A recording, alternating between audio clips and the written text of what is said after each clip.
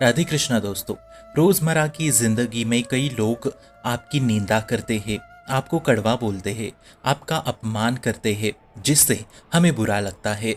और बुरा लगने से भजन में बाधा आती है या मानसिक स्थिति अच्छी नहीं रहती। तो ऐसा क्या करें कि हमें उनके अपमान, निंदा, कड़वेपन का बुरा ही न लगे। तो जब तक अपनी बुद्धि अपने को शरीर भाव में लगाती है तब तक विक्षेप ही देती रहेगी। और जब ये बुद्धि श्री कृष्ण के चरणों में लग जाएगी और अपने आप को श्री कृष्ण का मानेगी या श्री कृष्ण को अपना मानेंगी, उसी दिन हर विपत्ति, हर विक्षेप, हर निंदा, हर अपमान, हर तिरस्कार आपके हृदय में दैन्यता प्रकट करेगा, आनंद पैदा करेगा।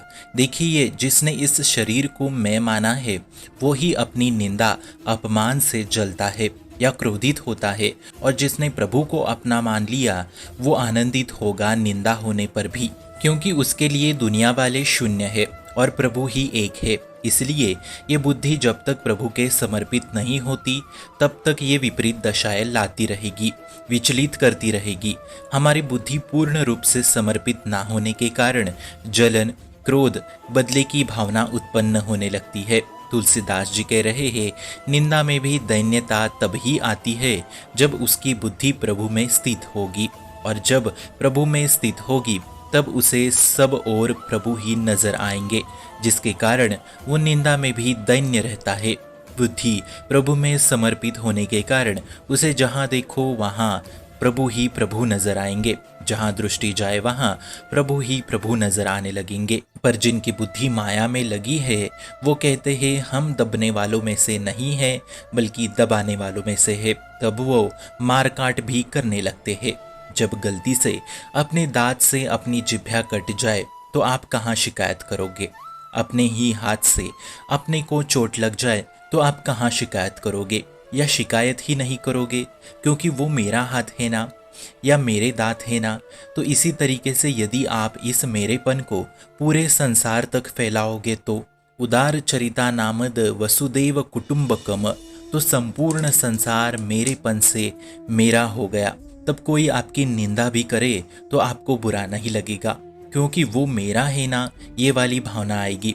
जैसे छोटा बच्चा अपने पापा के बाल खींच के मारता है तब पापा को आनंद मिलता है, पर यदि दूसरे का धक्का भी लग जाए तो पापा तांडव करने लगते हैं।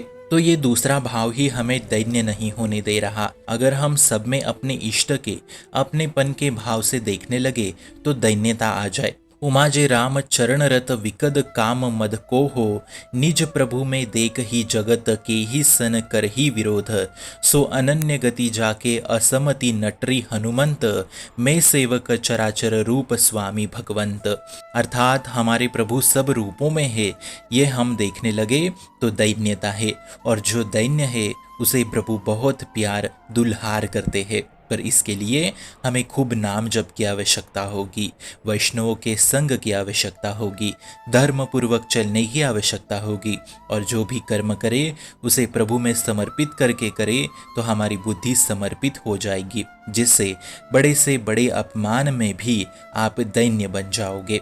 और अंत में प्रभु स्वयं कह रहे हैं, यदि तू मेरे में बुद्धि समर्पित करेगा तो तू मेरे में निवास करेगा, तब तू दूसरों में भी मुझे ही देखेगा।